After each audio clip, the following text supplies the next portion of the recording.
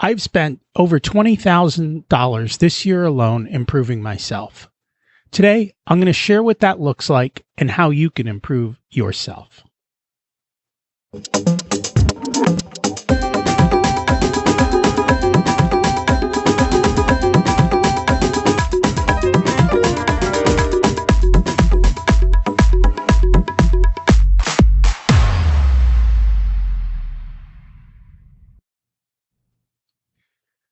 Welcome to Richer Soul, your journey to a more purposeful, intentional, amazing life.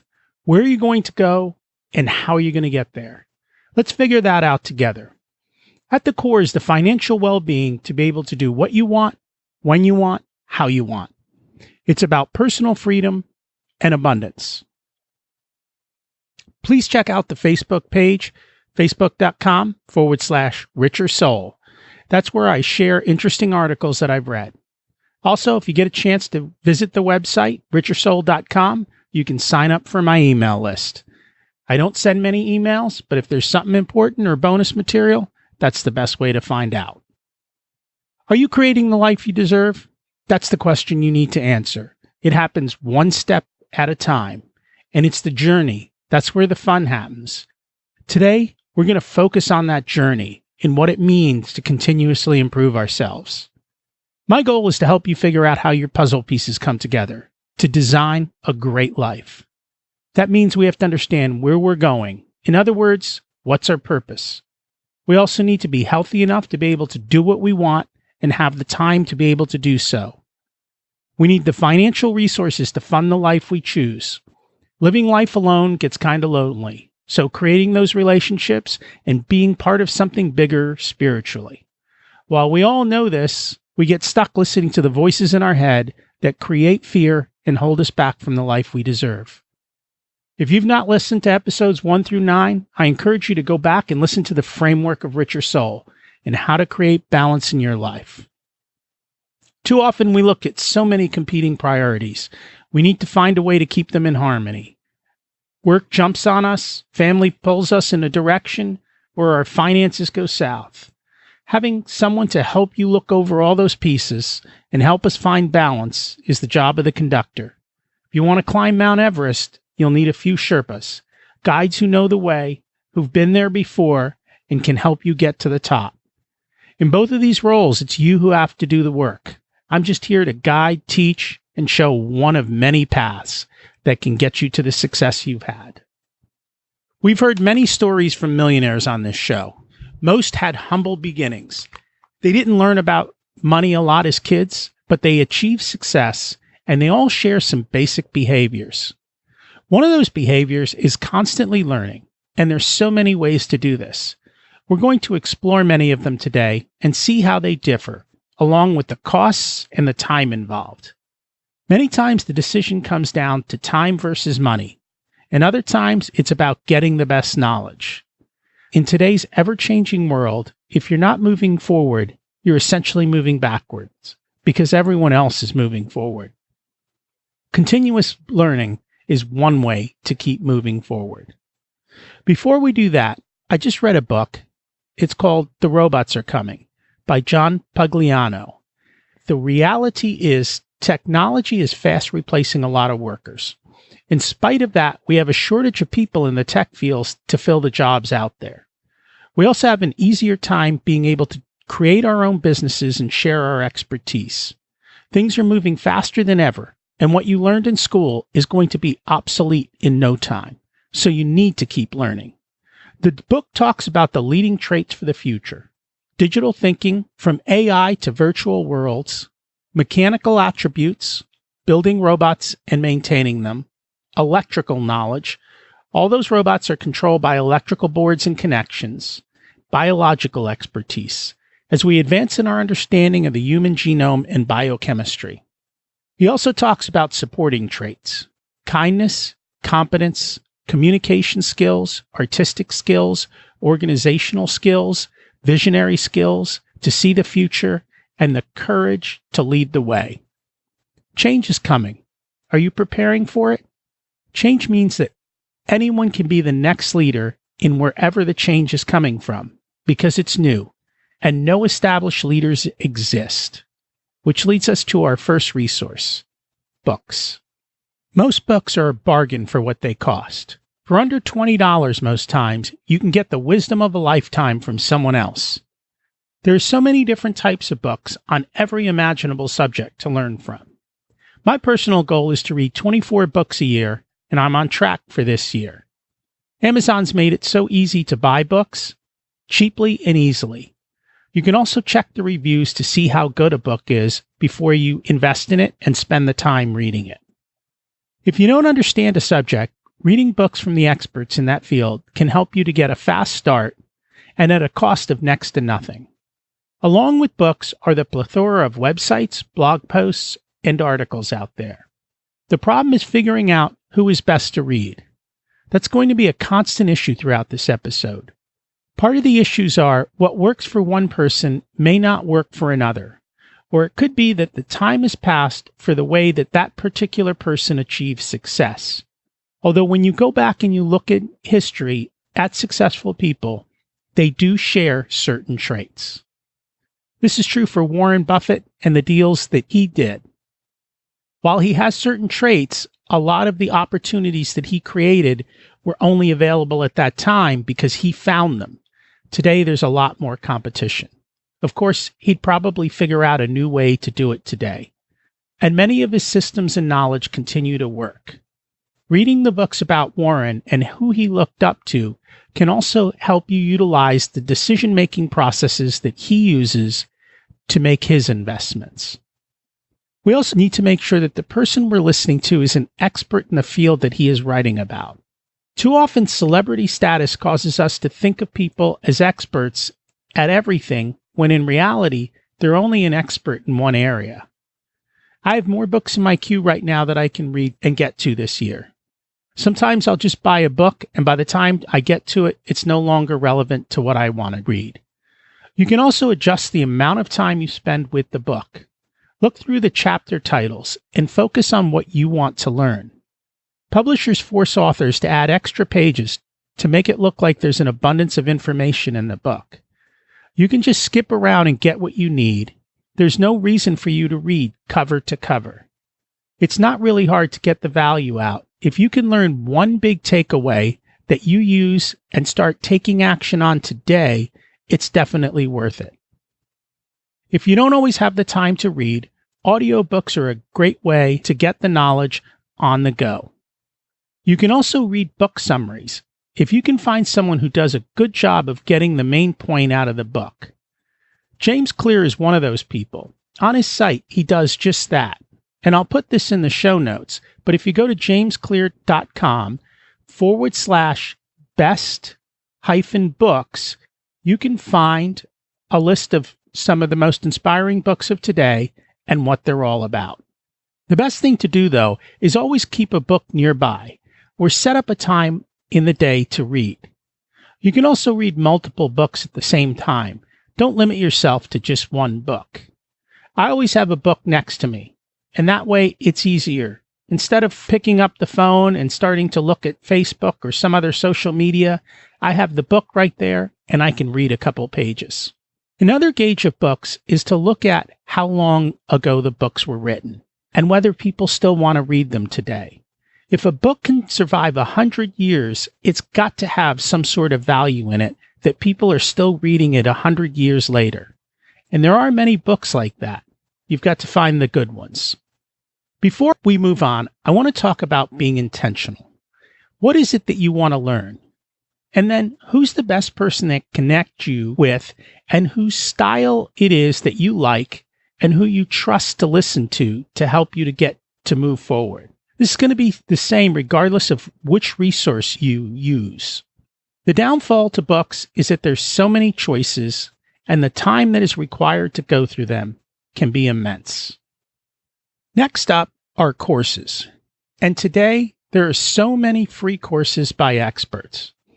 I encourage you to check out the following websites: Coursera, Udemy, edX, Skillshare, Creative Live. Great courses. For that matter, you can also check out YouTube or TEDx talks to learn from. Each of these sites has a certain flavor, and depending on what you want to learn and the style, one may be better for you than the other. edX has courses from MIT and Harvard, which means you have access to great information for $0. Once you have the basics down, you can then move up to a higher level. This year I bought a course on marketing from Seth Godin. I bought an SEO course to learn about search engine optimization. I bought a course on creating a wealth plan and also one on copywriting. Altogether, I probably spent over $1,000 on courses this year, which for me is down from the spending of last year. Here's the thing. You actually have to do the work and go through the course. The best thing about this, though, is that if you do the work and you show success and you tell it to the people who created the course, it will open doors to the top people who created that course. That can lead to mentors who we're going to chat about soon. Most people who buy courses never do the work or quit quickly. Life is about continually moving forward. Now, there's a difference between not finishing a course because it's bad or not what you thought it was and plain out being lazy. The good thing about courses is that you can get more information than you normally would from a book, directly from an expert, and delivered in an easy-to-access format for a fraction of the price that you would have to pay that person if you needed to learn it from them directly. Whatever we're working on, we need to schedule the time to be able to do it. So having a time for reading or a scheduled time when you will take a course in your calendar helps dramatically. These days, you don't need to take courses in person as the internet delivers the materials to you in a much more convenient time frame. The excuse of not being able to attend or having to drive to a far-off location is no longer valid, nor is the fact that the information is not freely available. Now, I will admit, some courses are scams. People will Google to find out what people want to learn about and then create a course based on the top searched items. The course is built by studying other material and then putting together a course with a lot of slick advertising. You have to make sure that the person who is teaching the course actually has the success at what they're selling the course is about. I want to make sure that my wealth plan course comes from someone who is wealthy. My marketing course comes from a proven marketer. Too often, good copywriting, which is what they call the sales page, covers up for bad products. And since so many people buy courses and never take them, no one always knows how bad they might be. Spend a few extra minutes to research what you're buying and the person who created it, and make sure that they truly have the expertise in what you want to learn and that you can connect to them. While there are paid courses, there are a lot of courses that can be had for free or very low cost from the sites I mentioned before. My son takes classes from MIT and Harvard to learn, and it cost us $0. I'm more interested in him getting the knowledge than a piece of paper saying he took a course. You should be learning for the sake of learning, not for a certificate. There are also live training seminars and immersion experiences. The same rules apply. Tony Robbins was a great immersion experience, and programs like Landmark Training and others are great ways to take massive action and see quick results. At the other end of the spectrum are those real estate seminars that keep escalating you up to buy the next level. And the next thing you know, you've spent $30,000, you still haven't bought a house or had any success, and after spending the $30,000 on the course, you may not have any money left to buy the actual house. So you have to ask yourself, am I buying this course because it's part of my intentional plan, or did some piece of advertising suck me into thinking I needed it? The online education business is very big, and a lot of what is out there is no good. So please do your due diligence on the people who you are buying from. The price tag to go to many of these weekend or week-long experiences can be anywhere from a few $100s up to tens of thousands of dollars. In my experience, it's worth it if you pick the right ones. As we talked about before, I went to see Tony Robbins. I think that ticket on special was about $800 for the weekend. And I'm signing up for some courses next year that are events like that. They're probably in and around that same price range. There are some, though, that I know that people have gone to that are $10,000 or $25,000 for the weekend. The thing is, when you're in a course like that, and it's truly a good one, you put yourself around people who are doing great things. And that's important. There are also some highly targeted conferences that can help you learn and connect with similar-minded people. I'll soon be going to FinCon, which is one for bloggers and podcasters in the financial space. And now the big guys in the old world financial news are joining because they see how great the conference is. I learn a lot from the people teaching and also from making connections with other people doing the same thing I am. The conversations outside the classroom are just as important as those inside the classroom. I also went to Forefront, which is a self-development conference run by Ramit Shetty. There are so many other groups and conferences to choose from. I'll also be attending another conference next year called Podcast Movement to help improve this podcast. These events are also great ways to learn and to up your game and to improve your skills in a very short period of time. With travel and hotels, these costs do add up. However, there are ways to cut costs, and you may look to attend those that are close to you. FinCon is a bargain for what I receive. Many of these conferences have significantly lower fees if you buy well in advance, and other times you can buy tickets after the fact, as people who signed up can't make the event and will sell their tickets. I'm probably going to spend about $3,000 to $4,000 this year attending conferences between the conference fees and the travel expenses. The next levels become much more personal. Mastermind groups come in both paid and free versions.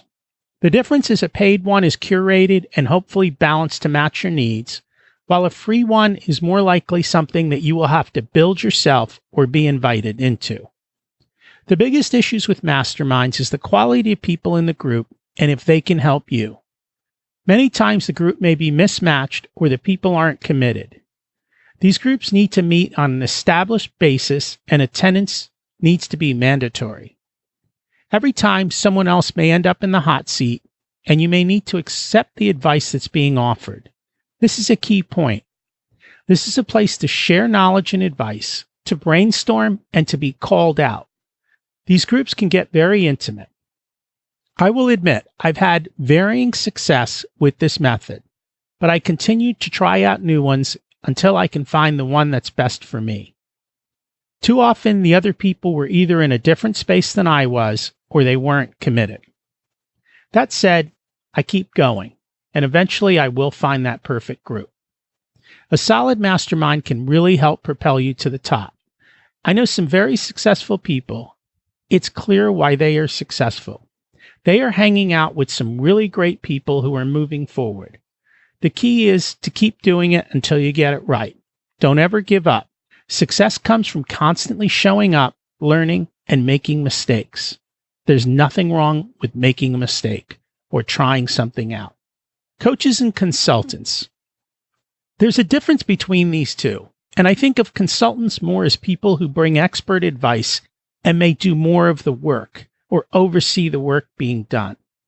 Coaches to me are much more focused on listening to you and what your needs are and helping you to achieve the goals, but not do the work. That's your job. That's the first thing you should check out. Whose page is the coach on? His or yours? This is not an easy process. First of all, money means nothing, and it's not necessarily a judge of a good or a bad coach. Many coaching programs teach coaches to ask for very high package prices, and some do so because they want to see how committed you are to your success. You need to weigh the cost versus the benefit. You should be able to receive a return multiple times the money spent in a short period of time. Also, just because they are good in one area doesn't mean they are good in another. You're paying a lot creates a certain mindset that makes you want to make sure that you show up and do the work. You also have to be careful of branded coaches. That means the head guy whose name on it may not be the person coaching you. They hire people to do the coaching. That person that they hire may not have the same expertise as the head person did, and they may not be a best fit for you. Finding a coach is kind of like dating. You need to find the right fit and make sure that you work well together. Do they have the experience and skills you want? Are they providing you value, or are they selling you their services? Do you trust the person? And do they show up? And do you guys click and communicate well? Coaching is not something you should do until you've thought it through and have the time to do the work. You have to trust your coach and make sure the two of you are on the same page. You really should have an introductory session to see if the coach can help you achieve the goals you have. And watch out for the sales pressure to sign up, or people who make you feel bad for not taking action. Some coaches are very good salespeople, but not very good coaches. Ask yourself, what life experiences have they had? What mistakes have they made that they can help prevent you from making? Usually, you should have something you want help trying to achieve, and the coach can help you do it faster, with less problems, and achieve the results you want. This is not a therapy session. You need to be prepared to hustle and get the work done. No excuses. However, you can work through barriers. A good coach should know the little stuff that makes massive differences over time. You must have great chemistry and trust the coach and the process. The question is, can they teach? Do they know how to convey that secret sauce that makes them great? Not all people can show others how to do that. Have you noticed throughout our episodes that the best people who have coaches that are not as good as them? Think about Tiger Woods. He's got a golf coach, but his golf coach is not a better golfer. However, he's an expert in one area that Tiger wants to improve on and work better at, and he has the ability to get results for Tiger. You may hire a coach for a specific need: speaking, creating wealth, taking your business to the next level, or for your health needs. Let's also chat about mentors. To me, mentors are usually unpaid people who want to see you succeed. They usually have had considerable success and want to share that knowledge and open doors for you to succeed. You can't ask someone to be your mentor. You have to build a relationship and help that person first. It's actually not that hard to have some great mentors help you if you put the time and effort into showing them that you are worth their time. Because they generally don't charge, they do this for other reasons. They don't have the time to help people who won't follow through and get results. When dealing with mentors, you need to have better questions. Asking questions that you can Google is wasting other people's time, and they won't want to help you. If you can help them achieve some of their desires, they will help you back. These are the kinds of people who can make one phone call and open a door for you. However, they won't walk through the door with you. That's your job, and it's why most successful people use a variety of different methods and people to help them achieve the success that they want. Josh Hatcher has a quote: "It's not a mentor's responsibility to mentor. It's the responsibility of the mentee to seek mentorship and appropriate it." With all these choices, you need to figure out what's the one that will get you to the next step. A coach or a book is not going to take you from 1 to 100, but they can help you get there over time. I've noticed the masters in their expertise have figured out a system, and most things fall into a system. If they can teach you that system, then it's well worth it. We've had some guests on this show who do exactly that. They figured out a problem, and they created a system to solve it, and then they share that system.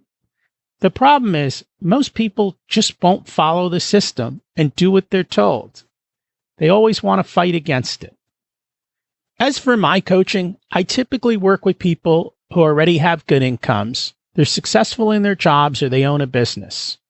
The challenges they face are fears of what the future might bring and if they'll be able to keep up with the constant change.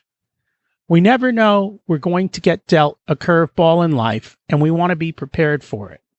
I help people create strong financial base and then use that to live life with intention, knowing exactly what they want and figuring out a path to get it, creating balance in all areas of life.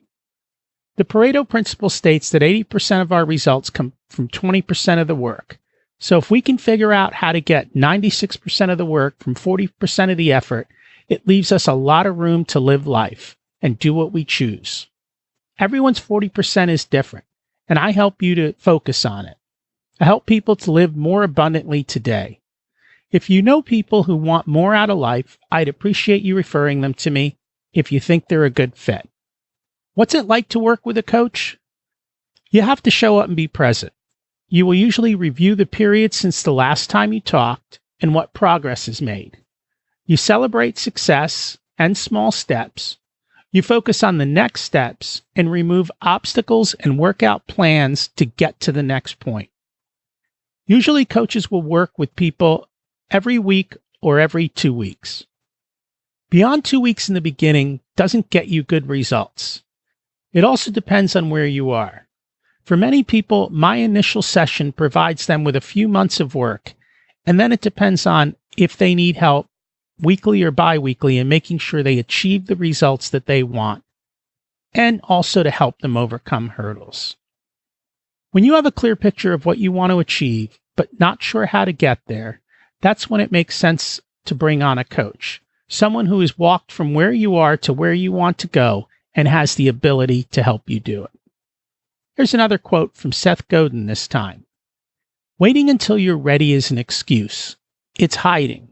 It's choosing to stay in the territory you know in order to avoid venturing into the unknown. And because the unknown could bring failure, we are afraid. We paralyze ourselves into inaction. And then, since we do nothing differently, nothing new happens. Isn't that so true? Part of having a coach is accountability to get results. You can't have an excuse. Someone is there to help you nudge forward. They can also help you from preventing making a mistake that would have a big negative impact on your life. Sometimes preventing mistakes, especially the large ones, is well worth the cost of a coach. So, what's the best method out of all these we've talked about? The one that works for you in this moment at this time. You have to figure out what your priority is, how quickly you want to move forward, and how much the time is worth to you. If you can learn something in an intensive 50-hour, 4-day weekend versus 1 hour a week for 52 weeks, that means you're essentially a year ahead of your game. What's the one thing you can crank out that quickly that will change your year? That brings up the question of what level of a coach do you need? A lot of that is determined by price. A one-on-one with many top coaches could easily be $1 million. And unless you have that kind of money, it doesn't seem best to use it with that type of a coach. I wish I could give you a formula. However, it's much more about what you need, where you are, and who can get you to the next level. And like I mentioned before, the cost they charge is not necessarily tied to the value that they deliver for you. You will also have to consider how the coaching is delivered. Is it local, one-on-one? Do you have to travel to the coach? Or is it done over the phone or on Skype? How do you learn, and which method best fits you is a question that you should consider before hiring the coach. In any situation, it's you who needs to accept the feedback and be willing to push through the fear and try out what you need to get to the next level. The surprising thing is the people at the top are much more helpful than at the bottom because they have nothing to lose. They already have it all. They are no longer competing against others. They're just competing against themselves. And that's what you need to focus on, competing against yourself, because that's when gratitude happens. When you're looking backwards instead of forwards, you'll realize how much further you've come. Another thing to consider with a coach is if they have a cookie-cutter method to doing things, or is it highly customized to you? Cookie cutter programs can be learned through books and courses, and then you can just use the coach for a short session to apply the learnings to your specific needs. This gets maximum results for the least cost. You can buy much of the expertise of the coach in a course or a book for a fraction of the price. At the end of the day, you have to keep moving forward and sharpening your saw. Don't compare yourself to someone else. Just focus on making yourself better than you were. It's not easy, and it takes a lifetime. Using resources to help you jump ahead and learn from others is the smartest, fastest way to get ahead. The first step is to be intentional in what you want. Where are you going, and what's preventing you from getting there? Is it knowledge, skills? Is it that you need someone to help you take action? Is it fear that prevents you from getting started? Do you not have enough time? Which resource can help you best, and what's the cost and the resulting ratio of the cost to time, and is it worth it for you, and is it what you truly want?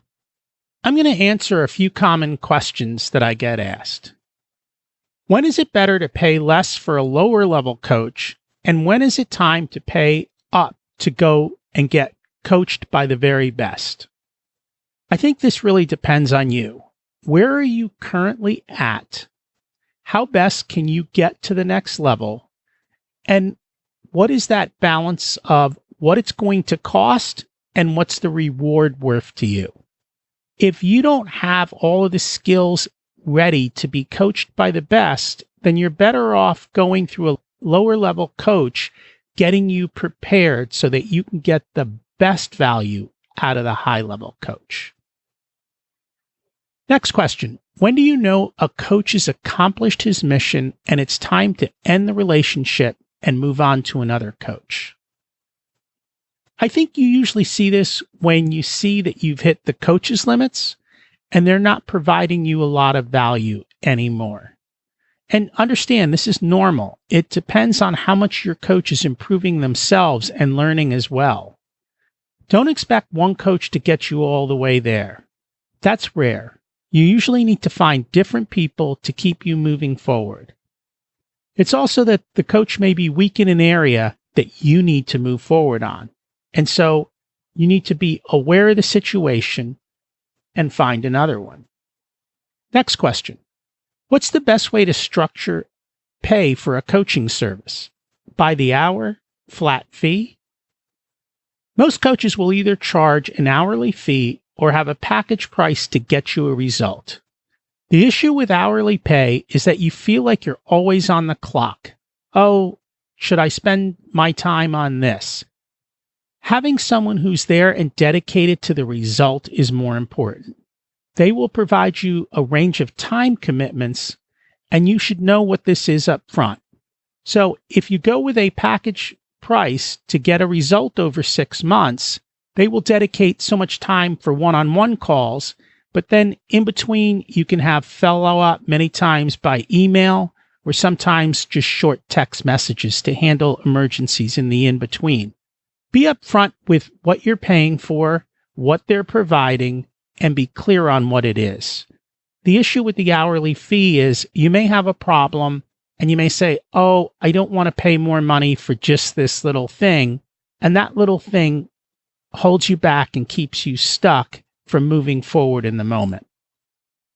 The next question, is there a performance benchmark by which to know a coach is worth it for one's particular situation? I think you have to look at the results that you're going to achieve and see how much that result is worth to you. In business, it's easy because you can look at how much extra income you can generate. But in other parts of life, you've got to determine whether it's something you really want to learn and what's that time-money balance. The other thing you need to do is look at how good the coach is at getting the results you want. Sometimes there's more hype than reality. Also, you should know what the out clause is from the coaching relationship. A good coach doesn't want to continue working with someone they are not helping or getting results with. So they should be pretty good about giving you an easy way out. How do you know when you're ready to be coached? You have to be willing to commit time, be willing to listen, and be willing to take action. Have the ability to achieve results that are worth far more than the cost of the coach. You will only get out of the experience what you put into it. And that's why I think you really need to prepare yourself and do the groundwork before you go ahead and hire a coach. It's well worth it. Now, also for me, in my experience, that's why for a lot of people that 2-hour session works out well, because what it does is it takes people who are stuck and it gives them that 3 to 6 months worth of homework, and it allows them to then come back truly ready to take the next step to being coached. I just want to share a story with you on my journey, and this one is actually around losing weight and getting fit. And I used a variety of different methods that we've talked about. I started out first with a book. The book was 4-Hour Body. It's Tim Ferriss. And that got me some success. It helped me to start losing weight, and it helped me to start getting stronger. I then found an accountability group, and that helped me to keep going. This was almost like a mini mastermind with the focus on working out. I next hired a nutritional coach who worked with me for 12 weeks to get my diet right and work through my issues. Could I have learned this on my own? Yes, but having a coach pushed me forward, kept me accountable with issues that would have probably derailed my progress. And I would have probably spent hours and months trying to learn all the information that this person could deliver to me quickly, concisely, and get me quick results. I next hired a trainer to help make sure that my form was good and show me some new ways of doing things. Could I have learned this on my own? Yes, but it's hard to judge yourself of how well you're doing and how good your form is. And having someone who understands the little nuances can help you move progress so much faster. So again, it's multiple people and types of advice at different points. I just bought another course on fitness that focuses on flexibility, control, and strength. After doing the video course for a few months, I went to a live event with the people teaching the course. I already had the basics down, and now I'm pushing it one step forward. They're teaching me the little nuances that I might have missed in the course or the video, or from things that I'm not doing correctly that they can now push me forward. It was pretty cool going to the event because you had people in the same room from their 20s to their 70s learning to work with rings and do handstands. They focus you on being where are you at today and improving a little bit every time. If you want to check out the program, you can find it online. It's called gmb.io. Through this program, I was able to see what limitations I had in my flexibility and then go to my doctor for something called active release technique therapy. This allows me to increase my range of motion. What I learned there helps me in my weightlifting to be able to have the motion to do my squats better. The result is I'm in the best shape of my life. I've lost 50 pounds and kept it off for years. I deadlift 275 pounds, and I continue to get into better shape as I age. The reality is I don't want to be 80 and unable to live the life the way I choose to. As we are living longer, focusing on our body and health is far more important because without health, everything else we want to do falls apart. I've done the same types of things with money and other parts of my life, learning from others, books, courses, and making lots of mistakes. Success in one area starts to spill over to other areas of your life. I personally work with a coach every week to help me have balance across all areas of my life and to ensure that I don't have blind spots that I'm missing. He also makes sure that what I'm doing falls in line with what I told him the vision of my life is, and making sure that I'm not doing things that are messing that up. So let's focus on you and 2018. Have you written down goals for what you want to do this year and what's important to you? Do you know what the pain points are to achieving that success? What do you need to learn to accomplish these goals? And what's the best way to do that? Is it a book, a course, a mentor? What are you going to do when you get stuck? Knowing up front what to do when you get stuck is an amazing step to write down and have figured out up front. Because then when you get stuck, you say, I'm stuck, I've tried X, my plan B is this, and my plan C is this. It makes it much easier to get through the hurdle. What resources are available to help you hit those goals? When are you going to get them, and when are you going to start using them?